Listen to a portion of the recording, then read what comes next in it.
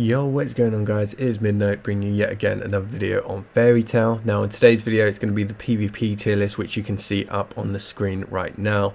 This video is not going to really have much going on. There might be a few clips that get added in, and there might be a few images that might get put on screen, but for the most part I am just going to keep the tier list up on the screen for you guys to see, and I'm going to be explaining how each unit got ranked into this category that they're ranked in, and what their strengths are. Now, before I do that, I want to start by giving a big thank you to one of my guildmates, Zach, as well as another top player, well, probably is the top player across a lot of servers, from server 45, G-Chark. I'm not sure if I pronounced that right, for helping me make this tier list. He's got pretty much every character maxed out, built out at the moment. He's insanely strong, so he's had the ability to test a lot of these characters and kind of give his input as well. Originally what I done is we joined a call together and we spent about 2 hours discussing all of this before reset, and I was going to upload that video. If you want me to, upload that video, then by all means I'll happily do that, so you can actually hear what we say about every unit, what's good about every unit, why we ranked them there in more detail. Because this video I don't want to make this video like 45 minutes long, so I am going to try and mainly talk about the 3 top tiers, and then B and C tier I'll probably talk about a few nitpicky units that some people might question. But if you would like to see that full video, which would be about 2 hours long, I'm not sure if I can even upload it, but if I can and you guys really want to see that, then I'll upload that, and you can hear our thought process and you can actually understand what we were thinking at the moment in time in a lot more detail. So yeah, big thank you to those guys for helping me with the tier list. And before I even continue, I just want to explain what we ranked the tier list on. So this is a PvP only tier list, so this is arena, primarily peak arena. That is the main thing we focus on, and guild clash as well. But peak arena is the main PvP content. Arena, you can literally control the units, and AI, you're playing against AI, so it's not actually that different. Like, any unit can be good, you have control, but when it's AI against AI, peak arena is where it's at. 3v3 team compositions, that's the main focus in this. We focused on team leader skills, second origin, so when they're 6-star and they get awakened, which is more of a pay to win feature for the SSRs, but for the SR and rare characters you will eventually get there sooner or later. And we've ranked their skills based on their supportive ability, their tankiness / stall ability, and damage ability, and obviously as an all-rounder as well, which really only applies to 2 people, to be honest. So without further ado, I'm going to get straight into it. So I have got my phone up so I can kind of go through the skills as well as I'm doing this, but I'll start with Jellal because he's at the top. I don't think much needs to be said about Jellal, to be honest with you. I think everyone knows that this guy is top tier. He has an imprisoned skill that deals damage over time. He usually pops that skill first, and then he uses his ultimate straight after. That's another thing as well. We've ranked units as well based on their AI, because some units will use skills in a completely wrong order, which can actually screw you over. So some units use their skills in a great order, some use them in such a horrendous order, which I'll get to in a moment, which are mostly B and A tier units that kind of start doing that. But yeah, he has, that imprisoned skill. He does loads of damage, like with all of his skills. As a leader skill, not too good. It's quite a selfish skill, but his kit all around is just so good. Has increased dark damage, and with his second origin he just does loads of damage with his skills, and when his HP drops below 40% he heals pretty much 120% of his physical attack, which is pretty good. It's like a second life in a way. Now the only other unit that could compete for probably best unit in PvP is Midnight at the moment, until more units get added out.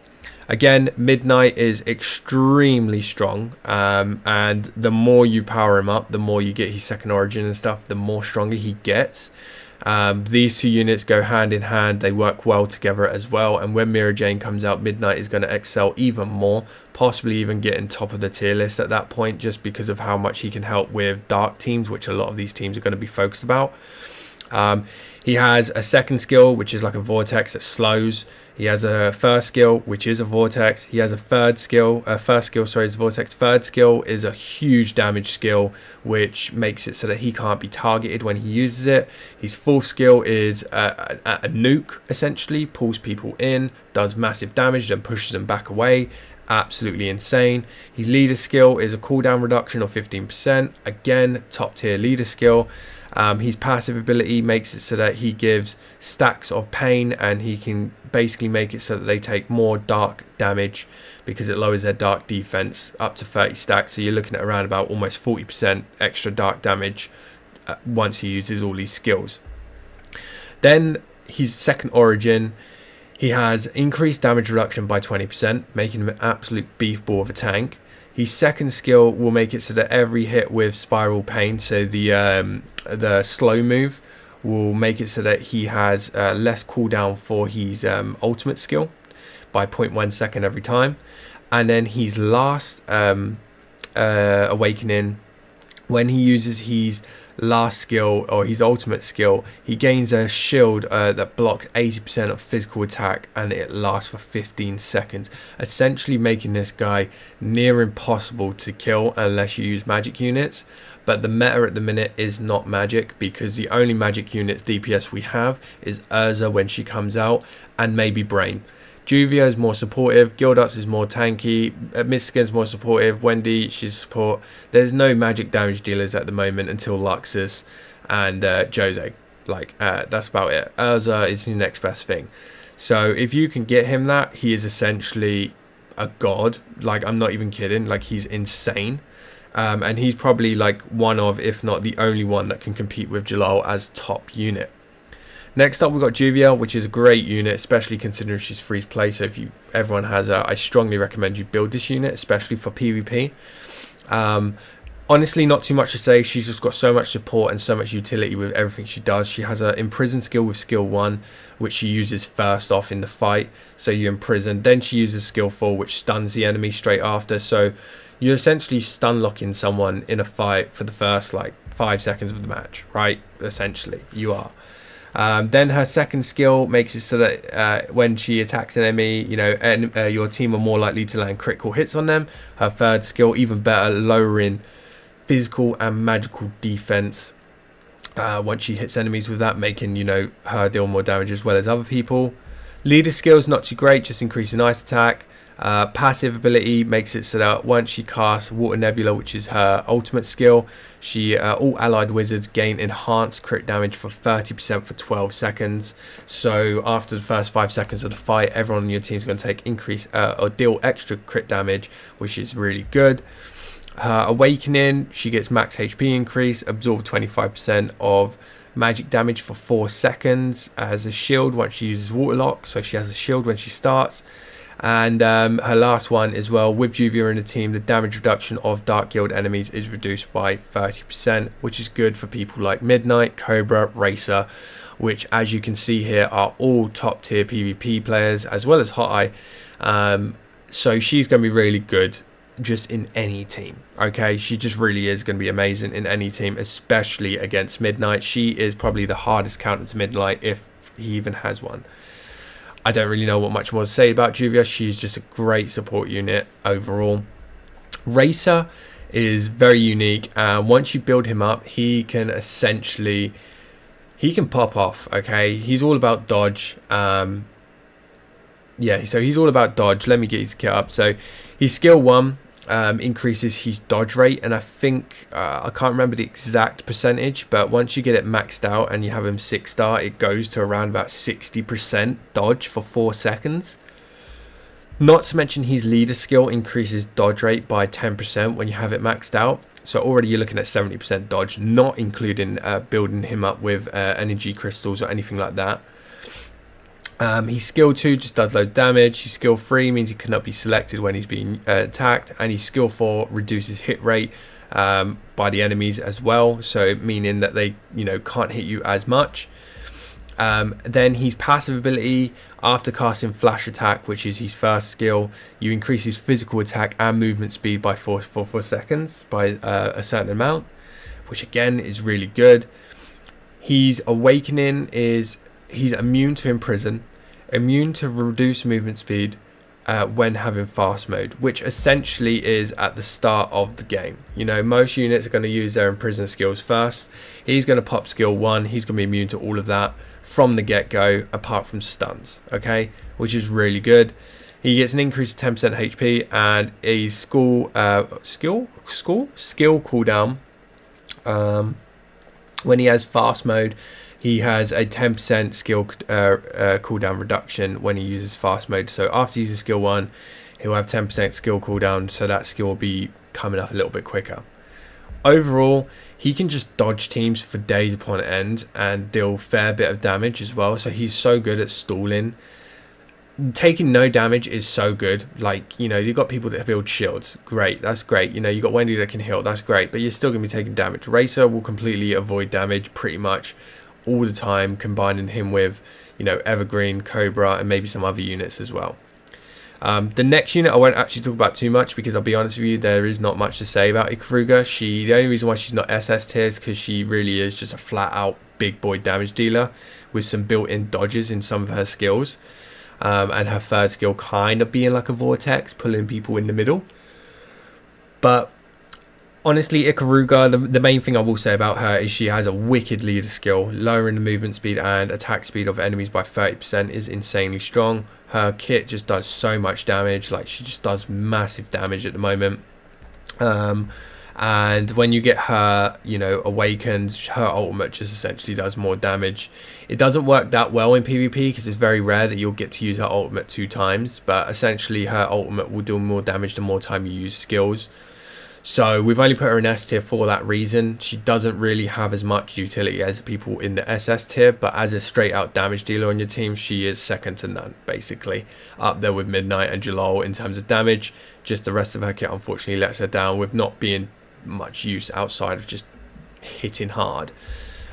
Cobra is a fun one to speak about. Now, I can't really speak on him too much, just because I haven't. This was more of a the guy that I done the tier list with, G-Chark. He kind of mentioned about it, and then after explaining his kit to me a lot more and explaining the possible uses of it, I was like, God damn! Like, this guy, PvP, he slept on. I've heard some people mention how good he is, and I've just kind of been like, nah, you really sure about that? But no, he is. So obviously his first skill will absorb damage, essentially giving you life steal in a way. His second skill it just does damage. There's nothing special about it. Same with his third skill as well. His fourth skill has a 3-second stun as well as control immunity, which is really good, and it's only on a 24-second cooldown, so it's very likely that he will use this 2 times in a fight, especially since he is going to potentially be a stall unit. His leader skill is great with Racer as it increases dodge. So again, you know, good combination with Racer and dodge teams when we start getting more dodge units. But at the moment, Racer and Cobra seem like the go-to. Sorry about that, guys. Something just popped up on my windows as I was recording the video, so just a little cut there. But yeah, his passive ability is really, really good. So each time Cobra is deployed, a random enemy will be inflicted with insight. Reduce hit rate by 6% and damage reduction by 4%. Now, this doesn't sound good. Obviously, once he gets it leveled up, it will be 15% hit rate and 10%, I think, damage reduction. So this is really good if you have it and it lands on the enemy that is fighting Racer or even Cobra, because they're going to be less likely to hit, making the dodge even more stronger. Okay, now you might be thinking, well, in Peak Arena you can't really bring him out more than once, and that's true, right? That is true, but just that alone, being on one enemy for the get-go of the fight, for the rest of the fight, is still really strong. It's not the best passive, but it's still really good. His second origin is where he kind of excels. Okay, so he gets a 20% extra HP increase, which is, you know, nice, really good. Then his passive skill, Sound of Heart, applies insight. Sound of Heart is his I believe his second skill. Which one is that? Okay, well, never mind. Oh no, sorry. So that I've just read that wrong. So his insight will land on everyone. So if you don't have him 6-star and have his Fananos, then it will only apply to one, but now it applies to everyone. which is amazing for dodge teams.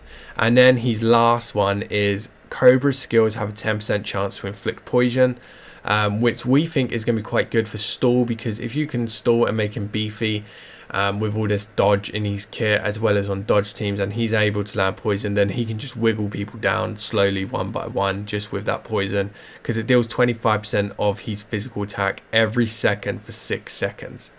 I don't know about you, but that's pretty insane in my eyes. That is really good. So we put Cobra in the S tier for that reason. Next one I'll get into is Gildarts. I am going to start speeding this up as I get past S tier. A tier I'll go into briefly, B and C tier I'm just going to speak about the ones that you guys might be questioning. But yeah, Gildarts is the next one. Now Gildarts, as you guys may know, he is pretty much a beefy tank. That's the main use for him. Skill 1, nothing special, just does damage with a short cooldown. Skill 2 is really good, having a silence on there. Landing that skill on someone can obviously potentially stop them from using skills. Mid skill can probably cancel it. And then they can't use any skills for 2.5 seconds, which gives him time to get his kit up, which is skill 3, giving him a shield, and he's skill 4, just dealing damage essentially. Oh, I've accidentally gone into training mode, but yeah, he's skill 4, just dealing big damage. His skill 2 is really good though, with that silence in my eyes. It's just really good, and not to mention his skill 4 has control immunity, which a lot of units start having on their skills, which is really big. His passive ability makes it so that they take reduced damage by all elements. Fire, wind, earth, ice, dark, light. Which is really good considering most, if not all, units have elemental damage on them. With the exception of like people like Angel. I think Angel is practically one of the few that doesn't have elemental damage. His leader skill increases earth defense, which isn't amazing. You know, there's not really many earth damage dealers at the minute apart from him and Hoteye. But his awakening is where he really kicks off. So casting fight back grants all allies reduced damage taken. So fight back is his third skill, so his shielded skill. It now applies to everyone. They'll all take reduced damage for 12 seconds for 12%, which is really good for making a tanky team. His second awakening is Gildarts skill and basic attack deal an additional earth damage equal to 2% of his HP on hit. Now, this we do need to kind of experiment a little bit, know if it's his total HP or if it's his current HP and what he's on. Regardless, Gildarts is going to be built like a tank, so he's going to be doing pretty big damage now with this.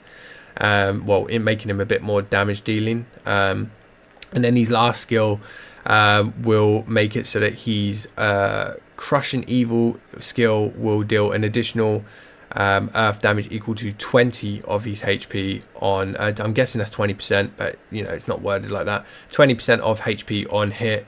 So essentially he's going to be able to do a lot more damage as well as being beefy. Main part of his kit is giving that 12% damage reduction to his whole team. That is really good. And I know a lot of you are going to be like, well, you know, I'm never going to get these characters 6-star. You need to kind of understand that these tier lists are arranged for everyone. You know, not many units will change too much without their F&Nanos, but some obviously do excel a lot more with it. Right, Hoteye is the last one I'm going to speak about in great detail because I don't want to make this too long of a video for you guys. But yeah, Hoteye overall, he is just a toned down version of Juvia. He has skill 1, which is his best skill in my eyes, which lowers the enemy's defense by a lot higher than Wendy's skill 3, not Wendy, Juvia's skill 3 does. He has a slow skill, he has a vortex, he has a stun as well. So overall, he's got a very similar kit to Juvia, just minus the imprison. He's now got a slow skill. His leader skill is actually pretty good. Gives him immunity to all control effects for 1 second. So wizards can remove control effects for once and gain control immunity every 30 seconds. So that is pretty good, you know, especially since at the start of the round that will kind of help him against those Jellal teams, getting that control immunity for that split second, potentially giving them time to get past and deal damage to him. His passive ability is when Hoteye is attacked, there is a percentage chance that he will gain a barrier, which is pretty nice. Block damage once, which I believe is just going to be 1 hit. This could be good, it could be bad.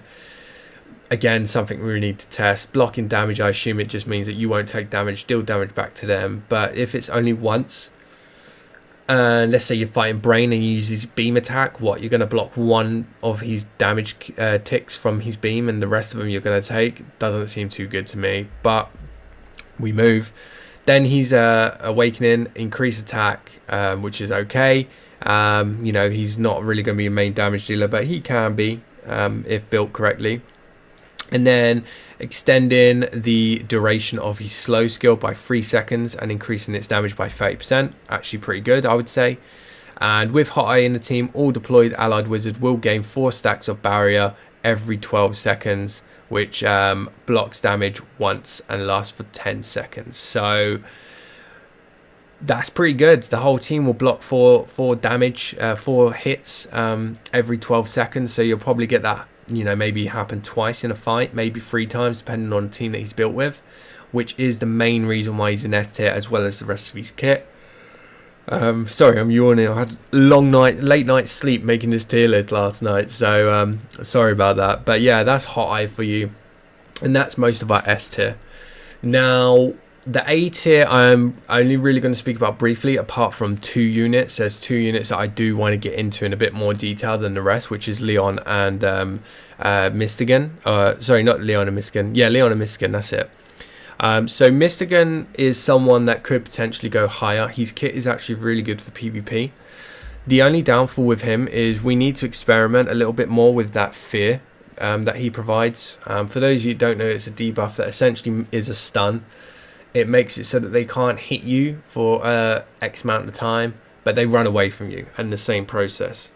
So many of you might be thinking, well, you know, what's so bad about that? That's really good. What we discovered and thought about is in Peak Arena, if he fears someone and they run in a direction to another fight, now it's going to be a 2v1 situation. Mystogan will then obviously join the fight after, which is great, but that could end up costing you the fight. Let's say, you know, you got Jellal in the middle fighting your Jellal, and Mystogan's fighting, you know, Midnight. He gives Midnight fear. Now Midnight and Jellal are fighting both your Jellal, and Jellal is probably your carry in that team. Now he's going to be out the fight. You're probably going to lose that fight because now it's a 2v1. But it could also work really well. It could send someone to a fight where you'll have the advantage. It just really is 50-50 with how that works. The rest of his kit is insanely strong. He's skill 2, having immune to all control skills for 8 seconds when you use it is really strong. When you awaken him as well, casting the shield skill will now actually cast it on your whole team, which is huge. So your whole team will have immunity to control skills for 5 seconds whenever he uses skill 2, which is huge, which could warrant him a place in S tier, but we really need to see how that fear factor works, because we can't just give him S tier for that reason alone. Makarov, he's got very good kit, very hard counter to Evergreen as well. He usually starts off with skill 4, which makes him immune to all damage. For a short amount of time, he's invincible. He's, you know, got a stun on one of his skills. He's skill 3, pushes enemies back, and he can move whilst using it. And skill 2 reduces light defense, which is going to be good for Luxus when he comes out, and Evergreen if you have her. Obviously, he can heal as well with his 4th skill when he has enough stacks. And then he also enhances damage as well once he gets 5 stacks once you unlock his passive. Awakening him, you know, he has a 10% chance to get holy sigils when he just uses base attack, which further increases his durability and tankiness. And you know, he also gets cooldown reduction when he consumes holy sigils as well, which is really good as well. Overall, his 4th skill is what is good about him. The only downfall and reason why he's probably an A tier and not S tier is because he usually starts with that skill, and unless you build a tanky team or build him with cooldown reduction, it's very rare that he's going to use it a second time, and you need 5 sigils in order him to maximize that skill. So he is an A tier for that reason. Brain, we put in A tier again just because he has a self revive, and when he's awakened that happens twice. He's got good control with his skills. He's got a beam attack which pushes one enemy back non-stop and deals damage as well, which is really good for stopping them dealing damage and you're dealing damage at the same time. He has a skill which pushes enemies back. He has a skill that pulls enemies in. All round, he's just a good control unit. He can kind of control the battlefield quite well if put in the right position. And he's a versatility unit, which is also really nice. So he's not really weak to anyone. He's good against everyone. And yeah, I mean, Brain, not too much to say. He's just got good control. He's kind of like a jack of all trades, I'm gonna be honest. And then obviously having that revive is quite good. He also has control immunity when he uses one of his skills. He's which one is it? His second skill, the beam attack. He has control immunity when you awaken him, which is really good as well. But yeah, overall, not much more to say about Brain. Just a bit of a jack of all trades. Now, Lyon is one that I kind of want to talk about in detail, and maybe Grey actually, because people are probably going to be like, well, why are these two in 80? You know, they're rare units. Why is Natsu not there?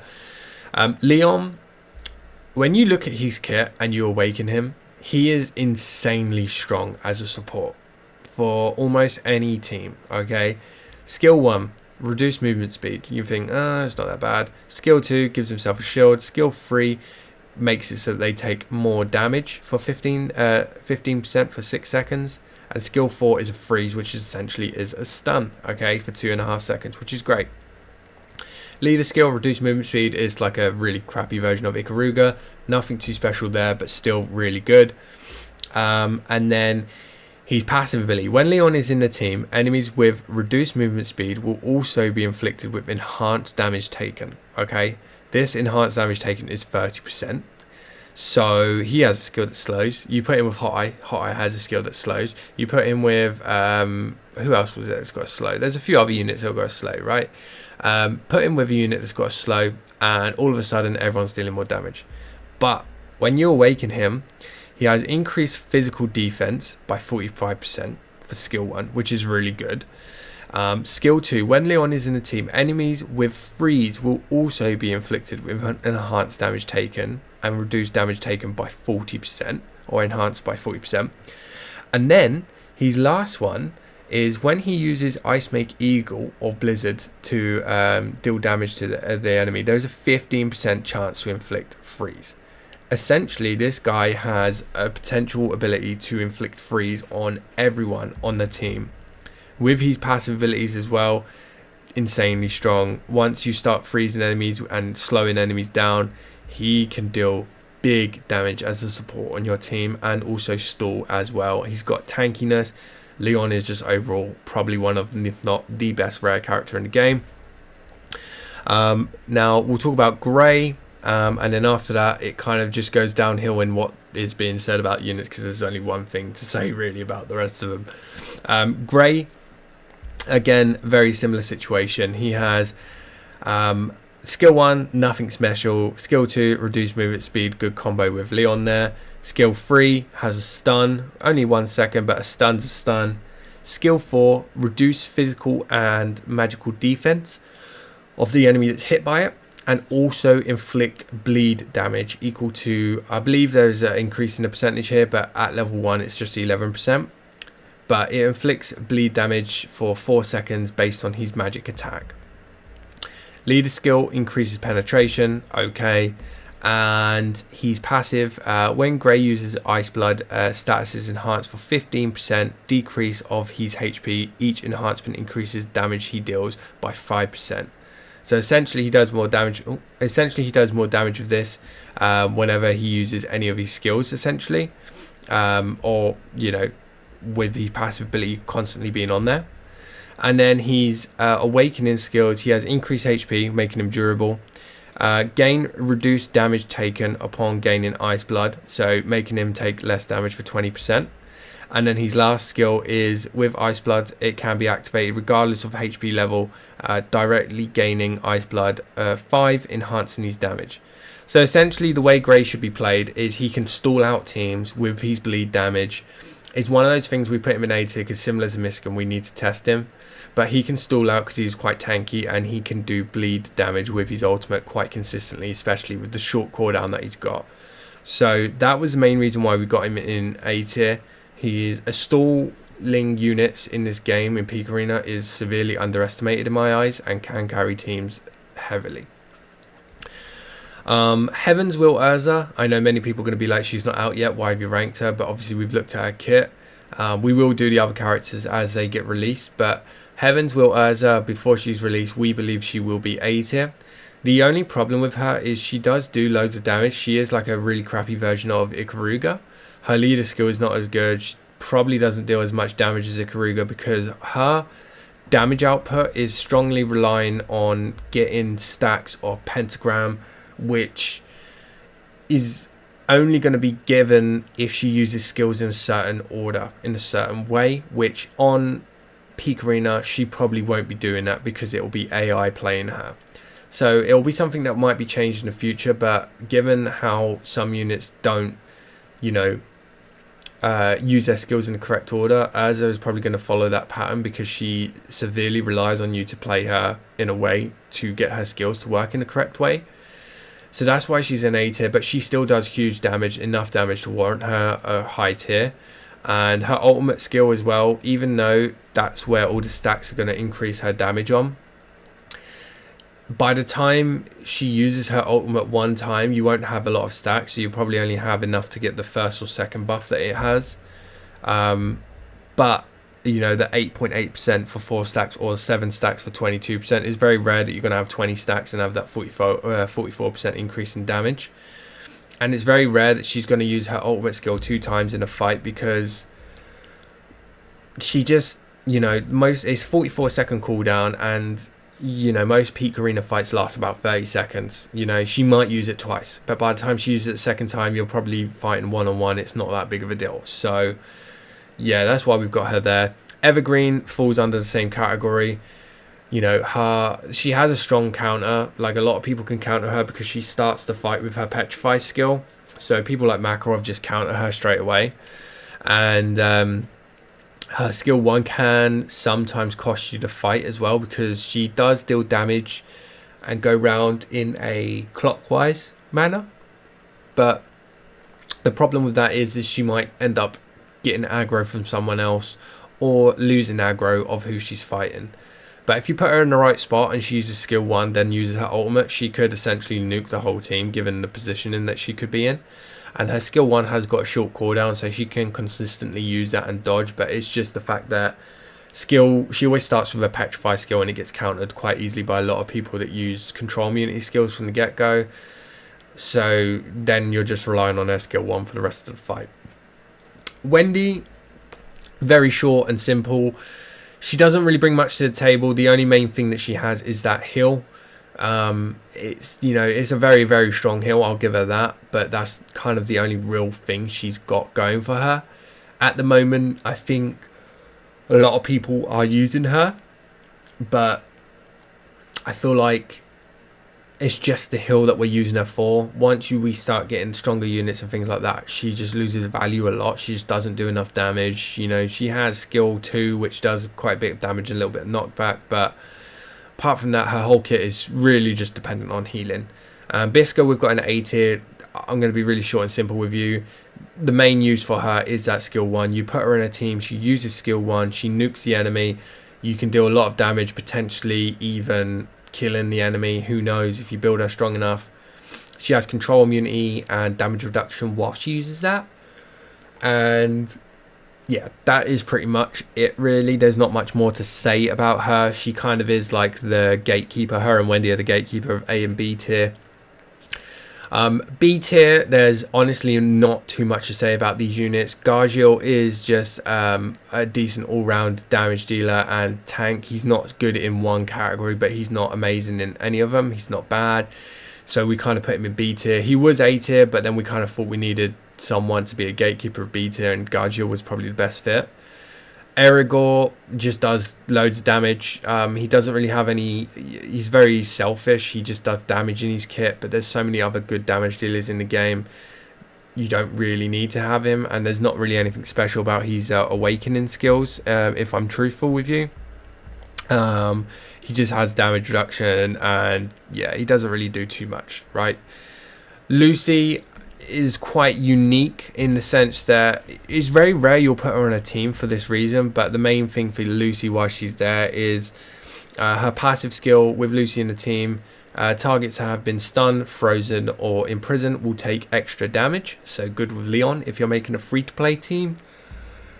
And Awakening, there's not much on it. The only thing is, if you get her to SSR and awaken her with Lucy in the team, all control effects inflicted by allies wizards are enhanced by 50%.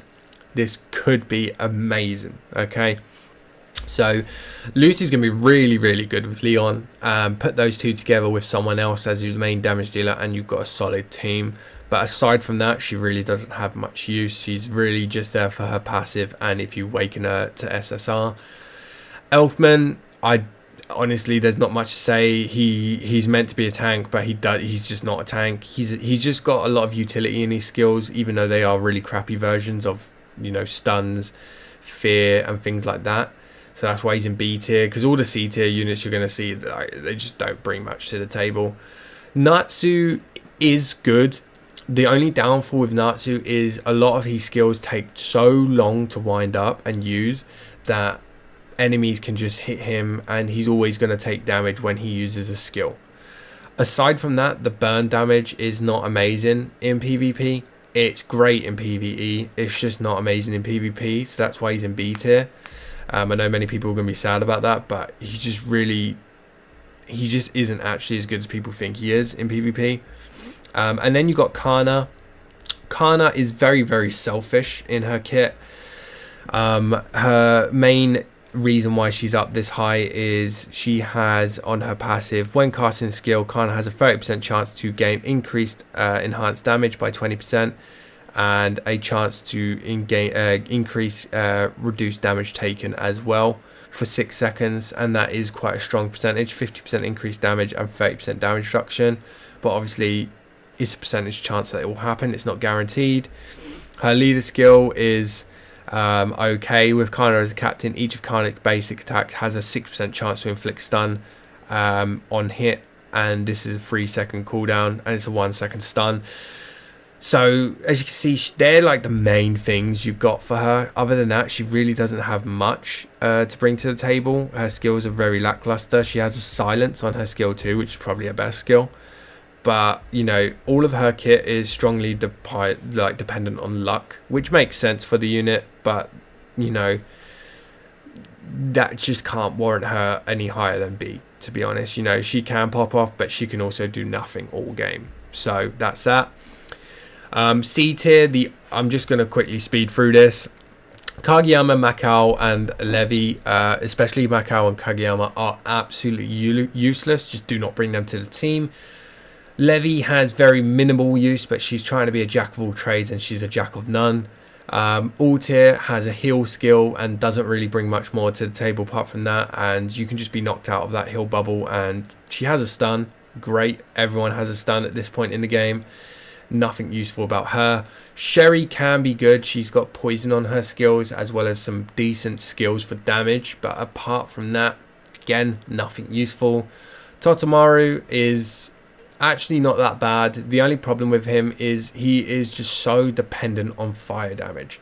Unless you put him on a team with Natsu, he doesn't actually really bring too much to the table. He has one skill which lowers the enemy's I believe defense or attack, sorry, let me just double check on that one, which is his skill 1. Yeah, reduce physical and magical attack. Apart from that, like, all his kit is just reliant on flame. His leader skill, increase flame damage. He's passive, reduce fire damage, you know, increase fire defense. When you awaken him, everything's just burn, burn, burn, and it's just not that strong in PvP. Ichia, he is, I don't really know what to say about Ichia, to be honest with you. He's really not that good. We have one skill here which reduces healing received. Only good if you use it against Wendy. He has a heal skill which heals the whole team when he's awakened, which can be good. His first skill reduces physical and magical attack, which is okay, and his full skill doesn't really do too much, just does a bit of damage. Leader skill, useless. Passive skill, you know, that's the only thing that's good, really. His passive skill in combination with his ultimate increases his the whole team's physical and magic attack by 25% for 15 seconds once he uses his ultimate skill. Apart from that, he's second origin is useless in PvP. Arya and Soul are very similar in one another. They both just have... Soul has an imprison skill. That's about the only thing that he's got good going for him, a 4-second imprison skill. And the fact that there's not many earth units. Arya, his whole kit is actually really not that good for PvP when you actually look at it. He... let's have a little peek here. His best thing is his skill 1, to be honest with you. His whole build and kit is about his skill 4.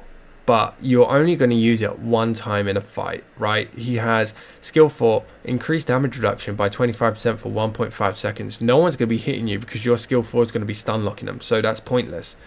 Then you awaken him, and now his skill 4 has, one of his skills has a stun for 0.5 seconds. Pointless. When he uses his skill 4, he heals a little bit. Okay, 10% of the damage he heals. It's just overall, he just doesn't have much to bring to the table. Same with Soul. And the last one I'll speak about is Erza, which is probably the one that many of you are going to be questioning. Erza just falls off a cliff in terms of damage. She really does. She just, honestly, she's tanky, but she's only tanky if she uses her skill 1. And obviously it's AI, so you can't have control over that. Her ultimate skill, yes, it pushes enemies around the map a little bit, but that can cost you the fight. And at the same time, it's got such a long build up to use. The best thing about her kit is having her as a team leader with cooldown reduction, but when you have Midnight, why do you need that unless you have 2 teams with cooldown reduction built? And yeah, she doesn't really have much to bring apart from that. So yeah, guys, I know this was a long video, but I just wanted to kind of discuss and explain this. To be honest with you, I should have probably uploaded a 2-hour video at this point, considering it's 42-minute video. If you guys have any questions or anything, then I would say join the Discord. I'll leave a link in the description. The official one will be out very, very soon. We're just getting some bots into place, and then I'm going to maybe add some guides in there as well for people that start and join. But if you want to join my guild Discord, there's many people in there, and you can always ask questions and maybe even leave your input on the tier list and see what you think. But a lot of these units have been tested by myself or G-Chark, who's built every character, and yeah, some of them we just need to test a little bit more, and obviously more will add on to the tier list when they release, like Luxus, Mira Jane, Jose, Angel, so on, so forth. Hopefully you guys have enjoyed this video, and I'm sorry it was a long one. Take care, and peace out.